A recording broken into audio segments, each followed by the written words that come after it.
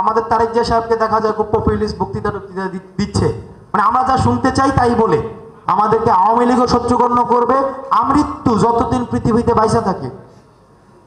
আর বিএনপিটা এখনো বোঝা যাইতেছে না। এই যে জায়েদ, এটা কিন্তু একটা ক্যারেক্টার না, এটা ফেসিজমের সিম্বল।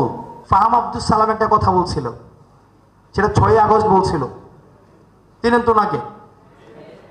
যদি সরকার আবার ফিরে আসে তুমিও মারা খাইতে হবে, আমিও মারা খাইতে হবে।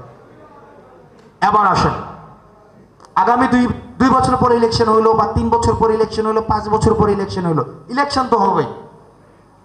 যদি ইলেকশন হয় তখন আমাদের যে স্টুডেন্ট ফোর্স আছে, আমরা যে যারা গণ অভ্যুত্থানটা আমরা করেছি সবাই একসাথে, আমরা তখন কারা? আমাদের কিন্তু সবাই শত্রুগণ্য করবে, আমাদেরকে আওয়ামী লীগও শত্রুগণ্য করবে আমৃত্যু।